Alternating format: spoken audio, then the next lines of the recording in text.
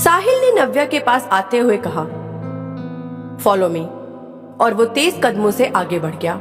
नव्या को लगा कि शायद साहिल बाद में उस पर गुस्सा निकालने वाला है, तो वो उसके इंस्ट्रक्शन पर उसके पीछे पीछे हो ली। थोड़ी देर में ही मीटिंग उस होटल के एक आलीशान कॉन्फ्रेंस रूम में अरेंज की गई, जिसमें यूके के उनके क्लाइंट्स के साथ एक पूरी टीम आई हुई थी। नव्या साहिल के इशारे पर वहीं साहिल की बगल में बैठ गई। ऑलरेडी शाम के 4 बज चुके थे मीटिंग को स्टार्ट होते होते। इधर नव्या की नजरें बार बार साहिल के चेहरे के एक्सप्रेशन को ही पढ़ने की कोशिश कर रही थी, लेकिन साहिल के चेहरे को पढ़ना इतना भी आसान नहीं था। इस मीटिंग के फौरन बाद ही डिनर और मॉकटेल पार्टी थी, जिसमें मीटिंग से सभी को तो इन्वॉल्व होना था। साहिल ने बड़े ही प्रोफेशनली ये डील क्रैक कर ली थी। हमेशा ही वो अपनी कंपनी का फेस रहकर काम करता आया था, जबकि शौर्य बैक सपोर्ट और बाकी के प्रोसेस हैंडल करता था। क्लाइंट्स वहां से सीधे अपने होटल रूम में चले गए और कुछ टाइम में पार्टी हॉल में सबसे मिलने वाले थे।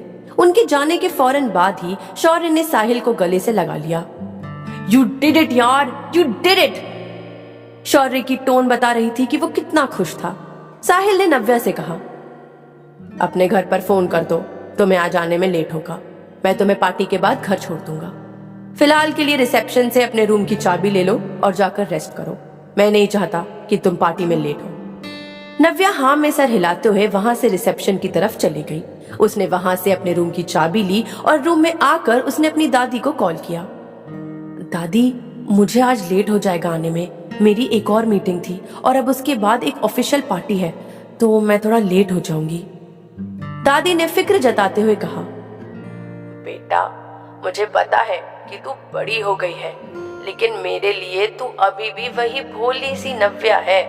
अपना ध्यान रखना बेटा। नव्या ने दादी को विश्वास दिलाते हुए कहा, दादी आप बिल्कुल फिक्र मत करो, मैं अपना पूरा ख्याल रखूंगी। अब आप अपनी बीपी की मेडिसिन लो और आराम से सो जाओ। नव्या फोन पर बात कर चुकी ही थी कि तभी उसके डोर पर नॉक हुआ। नव्या ने जाकर डोर खोला तो सामने एक शख्स खड़ा था, जिसके हाथ में एक बैग था। उस बैग में असल में नव्या के लिए पार्टी ड्रेस थी। क्योंकि उसे कोई टाइम नहीं मिला था पार्टी की तैयारी करने का, तो ये ड्रेस उसके लिए नविका ने ही भिजवाई थी। नव्या ने वो पैकेट रिसीव किया और आकर वापस बेड पर बैठ गई। उसने फुर्ती से उस पैकेट को खोल कर देखा तो उसके अंदर एक बेहद खूबसूरत वाइन रेड कलर की ड्रेस थी, जिसके ऊपर मोतियों से काम किया हुआ था। वो एक बेहद खूबसूरत डिजाइनर ड्रेस थी, जिसे देखकर ही पता चल रहा था कि वो बेहद महंगी ड्रेस है। नव्या को अभी तक समझ नहीं आया था कि वो ड्रेस आखिर उसके पास किसने भेजी है। वो सोच में गुम थी कि उसके फोन पर नविका का कॉल आया। नविका ने नव्या से कहा, ये ड्रेस मैंने ही भेजी है तुम्हारे लिए। मैं चाहती हूँ कि तुम इस ड्रेस को पहनकर रेडी हो। एक मेकअप आर्टिस्ट भी वहाँ कुछ टाइम में आ जाएगी तुम्हें रेडी करने के लिए। नव्या ने नविका से कहा, इन सब चीजों की क्या जरूरत थी, मैं ऐसे भी ठीक थी। नविका ने गुस्से में कहा, तुमसे किसने पूछा? जस्ट डू एज आई से। वैसे भी तुम्हारे पास आज एक गोल्डन चांस है, तो इसे मिस मत करना। नव्या अपनी उस डील के आगे मजबूर थी जो उसने मजबूरी में साइन की थी, लेकिन सच में उसे उस सब आर्टिफिशियल चीजों की कोई जरूरत नहीं थी। वो ऐसे भी बेहद खूबसूरत थी, लेकिन नविका जी ने सब कुछ सोच समझ कर ही किया था, तो नव्या ने उन्हें ना नहीं कहा और वो मान गई। कुछ ही टाइम में पार्टी स्टार्ट हो चुकी थी और नव्या भी अपने रूम में रेडी हो चुकी थी। तभी उसके रूम के डोर पर नॉक हुआ। नव्या अपनी ड्रेस को संभालते हुए जैसे तैसे डोर तक पहुंची, तो जैसे ही उसने डोर खोला तो सामने साहिल खड़ा था। उसने एक ब्लैक कलर का पार्टी सूट पहना था, जिसके साथ उसने ब्लैक कलर के ही चमकते हुए शूज और शर्ट के कफ में डायमंड के कफलिंग्स लगाए हुए थे।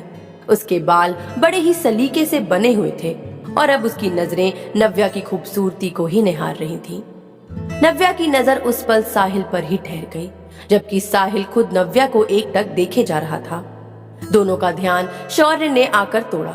जब उसने साहिल को नव्या के डोर के सामने हिप्नोटाइज सा खड़ा हुआ देखा, अरे भाई तू यहाँ है, मैं तुझे कब से ढूंढ रहा हूँ। तभी शौर्य की नजर नव्या पर पड़ी तो वो समझ गया कि जरूर नव्या ने ही साहिल के होश उड़ाए हुए हैं। शौर्य ने आगे बढ़ते हुए कहा, वाह नव्या, आज तो तुम बहुत खूबसूरत लग रही हो, शैल वी गो।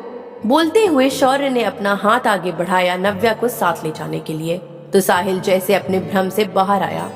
उसने नव्या की तरफ बस देखा ही था जब नव्या ने शौर्य से कहा, मैं साहिल सर के साथ आ जाऊंगी। शौर्य को पता था कि साहिल और नव्या के बीच कुछ तो चल रहा है, लेकिन वो अभी इतनी जल्दी श्योर नहीं हो सकता था। अब तीनों ही पार्टी में आ चुके थे, जहां बहुत से लोग पहले ही पहुंच चुके थे। शैला भी वहां पर मौजूद थी, लेकिन नव्या के सामने उसकी खूबसूरती एकदम फीकी लग रही थी। और साथ में साहिल आज नव्या के साथ साथ ही था, जिससे शैला को और भी ज्यादा मिर्ची लग रही थी। साहिल आकर अपने क्लाइंट से मिला और उन्हें ग्रीट किया, जिसके बाद उसने नव्या से डांस के लिए पूछा। नव्या ने साहिल की आंखों में देखा तो वो उसे ना नहीं कह पाई और साहिल का हाथ पकड़ते हुए वो डांस फ्लोर तक आ गई। साहिल तो आज जैसे नव्या की उन मस्त निगाहों में खोया हुआ था। उसकी नजरें नव्या पर से हटने का नाम ही नहीं ले रही थी। साहिल ने नव्या को उसकी कमर से होल्ड करते हुए उसे अपने नजदीक कर लिया और चेहरे के सामने अपने चेहरे को लाते हुए वो डांस करने लगा। नव्या साहिल से नजरें नहीं मिला पा रही थी, क्योंकि उसने साहिल की नजरों को अपने ऊपर महसूस कर लिया था, जो उसे शर्माने पर मजबूर कर रही थी। दोनों को डांस करते हुए काफी टाइम हो गया। जब सॉफ्ट रोमांटिक सॉन्ग की जगह एक हाई बीट का सॉन्ग प्ले हुआ तो साहिल नव्या दोनों डांस फ्लोर से नीचे आए। पास ही में एक डिनर टेबल पर दोनों ने शौर्य और शैला को ज्वाइन किया। शौर्य मस्त होकर अपने डिनर को खत्म करने में लगा था जब साहिल और नव्या के लिए भी डिनर सर्व हुआ। साहिल ने अभी पहला निवाला ही लिया था कि उसको बहुत जोर से ठसका लग गया। जब नव्या को कुछ समझ नहीं आया तो उसने अपने मॉकटेल के ग्लास को साहिल को ऑफर कर दिया। साहिल ने एक घूंट में ही वो पूरा ग्लास खाली कर दिया, जिसके बाद उसने चैन की सांस ली। साहिल का चेहरा अब नॉर्मल हो चुका था, लेकिन अगले कुछ ही पलों में उसके ऊपर एक अजीब सी मदहोशी छाने लगी थी। साहिल ने अपना सर पकड़ा तो शौर्य ने उससे पूछा, क्या हुआ तुझे? साहिल ने जवाब दिया, मेरा सर चकरा रहा है, लगता है मेरी तबीयत खराब होने वाली है। शौर्य ने साहिल से कहा, एक काम करता हूँ, मैं तुझे घर छोड़ देता हूँ। साहिल को अभी भी चिंता थी कि पार्टी अभी तो शुरू ही हुई है और अगर शौर्य और साहिल दोनों ही वहां से गायब हो जाएंगे तो मैटर खराब हो सकता है। तो साहिल ने शौर्य से कहा, नहीं, you should stay here, I will manage. तब शैला ने फटाक से कहा, मैं ड्रॉप कर दूंगी साहिल को उसके घर, चलो साहिल। बोलते हुए शैला ने अपने कदम साहिल की तरफ बढ़ाए ही थे कि साहिल की चाची नविका जी बीच में आ गई। बेटा शैला, तुम रहने दो, साहिल को मेरा ड्राइवर छोड़ देगा। जिसके बाद उन्होंने नव्या की तरफ इशारा करते हुए कहा, बेटा आप कौन? नव्या ने नविका से अनजान बनते हुए इंट्रोडक्शन किया। जी, मेरा नाम नव्या है, मैं साहिल सर की नई असिस्टेंट हूँ। नविका ने नव्या की तरफ देखते हुए कहा, फिर तो तुम्हें साहिल के साथ उसे उसके घर तक छोड़ने जाना चाहिए। देखो ना इसकी क्या हालत हो रही है, यहाँ पार्टी में शौर्य और शैला सब संभाल लेंगे। नव्या उनका इशारा समझ गई थी कि उसे साहिल के साथ जाना है। नव्या साहिल को सहारा देकर अपने साथ बाहर नविका की कार तक ले आई, जहाँ फिर नविका के ड्राइवर ने साहिल को कार की बैक सीट पर बैठा दिया। नव्या ने साहिल के सर को अपने कंधे पर रेस्ट करने के लिए छोड़ दिया। साहिल की हालत रास्ते में और भी बिगड़ती जा रही थी। साहिल का घर आ चुका था। आज पहली बार नव्या मजबूरी में साहिल के घर तक आई थी। नविका का ड्राइवर दोनों को साहिल के घर तक छोड़ देता है और नव्या की हेल्प करता है साहिल को उसके रूम तक ले जाने में। वो दोनों को छोड़कर वहां से वापस चला गया था। उधर नव्या साहिल को सहारा देते हुए उसे उसके बड़े से सॉफ्ट बेड पर लिटा देती है और उसके शूज निकाल देती है। साहिल लड़खड़ाती आवाज में बोला, Navya, I am feeling like burning. Navya को जब कुछ समझ नहीं आया तो उसने साहिल का कोट उतार दिया और फिर उसकी टाई को भी लूज कर दिया, लेकिन साहिल अभी भी कंफर्टेबल फील नहीं कर रहा था। नव्या ने झुककर साहिल की शर्ट के 3 बटन खोल दिए ताकि उसको बेटर फील हो और एसी को भी उसने लोएस्ट टेम्परेचर पर सेट कर दिया। नव्या ने तो सिर्फ साहिल को आराम देने के लिए उसकी शर्ट के 3 बटन ही खोले थे, लेकिन साहिल ने झटके से बेचैनी में अपनी शर्ट को निकालकर दूर फेंक दिया। साहिल की बॉडी पर काफी स्वेटिंग थी। ये सब शायद उस ड्रिंक का असर था जिसे साहिल ने पिया था। साहिल बेचैनी में उठा और थोड़ा लड़खड़ाता हुआ वॉशरूम की तरफ जाने लगा तो नव्या ने उसको संभाला और उसके भारी भरकम शरीर को संभालते हुए वॉशरूम तक लेकर गई। उसको भी यही लग रहा था कि हो सकता है बॉडी पर थोड़ा ठंडा पानी पड़ने पर उसको कुछ राहत मिले और उसकी हालत सुधर जाए। साहिल शावर खोलकर उसके नीचे खड़ा हो गया। उसकी आंखें एकदम लाल पड़ चुकी थी। उसके होंठ, कान और नाक भी एकदम लाल हो चुके थे। साहिल की मस्कुलर बॉडी पर पानी फिसलता जा रहा था और नव्या उसको संभालने के लिए उसके पास ही खड़ी थी। साहिल अपनी लाल आंखों से नव्या की तरफ एक नजर देखता है। उसे नव्या की इस टाइम बहुत ज्यादा डिजायर हो रही थी। उसका जी चाह रहा था कि वो नव्या को अपनी बाहों में थामकर बस चूमता ही जाए। तभी साहिल नव्या को उसकी बाजू से पकड़कर एक झटके से ही शावर में अपने साथ खींच लिया। नव्या एकदम शॉक हो गई साहिल के ऐसा करने से। अब साहिल ने नव्या को शावर के नीचे वाली वॉल से सटा दिया और तेज उसके सर पर चलाता शावर उसके शरीर को भिगाने लगा था। नव्या ने जो ड्रेस पहनी थी वो ऑफ शोल्डर थी। पानी की बूंदें उसकी शरीर पर गिरी हुई ऐसी लग रही थी जैसे ताजे फूलों पर ओस की बूंदें लगती हों। साहिल के दोनों हाथ नव्या की कमर पे थे और नव्या के दोनों हाथ साहिल के चेस्ट पर थे, जिससे वो उसको अपने आप से दूर करने की कोशिश कर रही थी। साहिल नव्या के शोल्डर की तरफ झुका और उसके शोल्डर पर पड़ी पानी की बूंदों को अपने होठों से चूमने लगा। ऐसा करते करते साहिल नव्या के नेक तक आ गया था और अब उसकी नेक पर से पानी की बूंदों को चूम रहा था। नव्या के जो हाथ साहिल की चेस्ट पर उसको दूर धकेल रहे थे, अब वो साहिल की चेस्ट में और गहरे गड़ने लगे थे।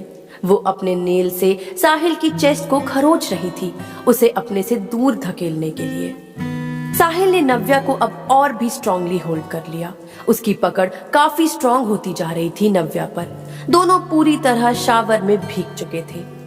साहिल नव्या को बहुत पैशनेटली बस किस किए जा रहा था। अब साहिल के हाथ नव्या की लोअर बैक से अपर बैक की तरफ जा रहे थे, उसकी ड्रेस की जिप खोलने के लिए। लेकिन तभी नव्या साहिल को रुकने के लिए कहती है। नव्या साहिल को लिमिट्स क्रॉस नहीं करने देना चाहती थी। उसने साहिल को अपने से दूर करने की बहुत कोशिश की, लेकिन साहिल का भारी भरकम शरीर जैसे उसे हिलने भी नहीं दे रहा था। जो अब तक सॉफ्टनेस थी उन दोनों के बीच, अब वो जुनून में बदलने लगी थी। साहिल ने कसकर नव्या के हाथ अपने दोनों हाथों में पकड़कर वॉल से सटा दिए और उसकी नेक को जबरदस्ती किस करने लगा। नव्या ने पूरी कोशिश की कि ये सब और आगे ना बढ़े, लेकिन जितना वो कोशिश करती उतना ही साहिल की पकड़ उस पर मजबूत होती जा रही थी। वो अपने आप को ही कोस रही थी कि उसे इस सिचुएशन को इतने आगे तक बढ़ने ही नहीं देना चाहिए था। अब साहिल ने नव्या को अपनी बाहों में उठाया और उसको ले जाकर बेड पर पटक दिया। नव्या ने भागकर बेड के दूसरी साइड से उतरने की कोशिश की तो साहिल ने उसके ऊपर आकर उसके दोनों हाथों को पकड़कर उसे बेड में अपने पूरे प्रेशर से पुश किया और अब वो उसके होठों को एक बार फिर से किस करने लगा था। नव्या को उसकी ये किस उसकी होटल वाली किस की याद दिला रही थी, जो उसको साहिल ने बिना उसकी मर्जी के की थी। वो छूटना चाह रही थी, लेकिन साहिल उसे हिलने भी नहीं दे रहा था। नव्या ने साहिल के शोल्डर पर बाइट कर लिया, ये सोचकर कि वो होश में आ जाएगा और उसको छोड़ देगा, लेकिन साहिल पे तो जैसे जुनून सवार था। उसने नव्या की ड्रेस को झटके से उसके शरीर से अलग कर दिया। नव्या का उसकी बाहों में छटपटाना भी साहिल को महसूस नहीं हो रहा था, सिवाय उस गर्मी के जो उसे उस ड्रिंक की वजह से अंदर से जला रही थी। कुछ टाइम में नव्या ने भी स्ट्रगल करना बंद कर दिया था। वो भी अब पूरी तरह से हाथ पांव मारते हुए थक गई और उसने अब विरोध करना बंद कर दिया। साहिल ने उसको जगह जगह बाइट मार दिए थे। साहिल थक कर नव्या के ऊपर ही सो गया। नव्या की भी उठकर वहां से जाने की हिम्मत ही नहीं हो रही थी। साहिल ने अपना आपा खोकर जो उसके साथ किया था वो भले एक उस ड्रिंक की वजह से किया हो, लेकिन नव्या के लिए इसे भुला पाना इतना आसान नहीं था। सुबह साहिल की आंख खुली तो उसका सर दर्द से फटा जा रहा था। जब उसने देखा नव्या उसकी बाहों में ही थी। उसने नव्या को पीछे से हक किया हुआ था। उसने नव्या के बालों को साइड करके देखा तो उसकी बैक पर साहिल के बाइट के निशान साफ दिख रहे थे, जो कल रात की सारी कहानी बयां कर रहे थे। उसने नव्या के चेहरे को अपनी तरफ किया और उसके चेहरे को देखकर उसका दिल टुकड़े टुकड़े हो रहा था। नव्या की आंखें रोने से सूज गई थी और वो थकान की वजह से उनको खोलना भी नहीं चाह रही थी। साहिल ने झुककर नव्या की आंखों को किस किया तो नव्या झटके से उठ गई और उसने साहिल से दूरी बना ली। वो नहीं चाहती थी कि साहिल उसको छुए। साहिल को उसकी हालत देखकर काफी गिल्टी फीलिंग हो रही थी। साहिल को समझ नहीं आ रहा था कि आखिर वो ऐसा कैसे कर सकता है, क्यों वो अपने आप पर कंट्रोल नहीं कर पाया। नाजुक नव्या की उसकी वजह से ऐसी हालत हो गई थी। साहिल को सिर्फ इतना ही समझ आया कि वो नव्या को अपना बना ले हमेशा हमेशा के लिए। उसी पल उसने नव्या से शादी करने का फैसला ले लिया।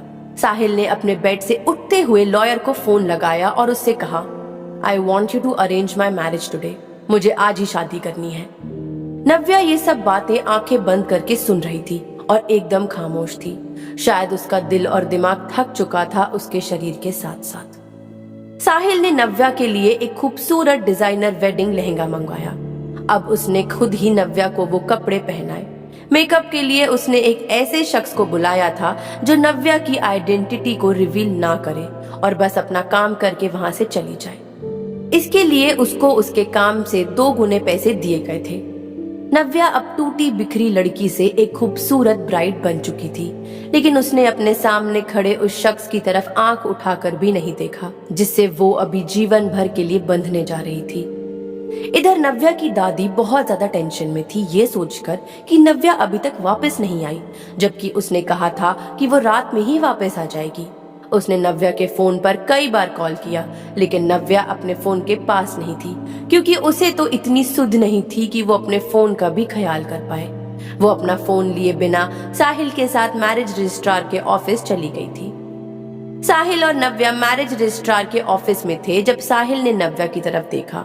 नव्या के चेहरे पर कोई एक्सप्रेशंस नहीं थे। उसका फेस एकदम ब्लैंक था। साहिल को लगा कि जो कुछ भी कल रात उनके बीच हुआ था, उसके बाद नव्या को अपना लेने से ही उसका नव्या के साथ किया हुआ अन्याय कम हो जाएगा। लेकिन उससे भी ज्यादा साहिल को ये जानना था कि आखिर उस ड्रिंक में ऐसा क्या था जिसे पीने भर से साहिल अपना मेंटल बैलेंस खो बैठा था।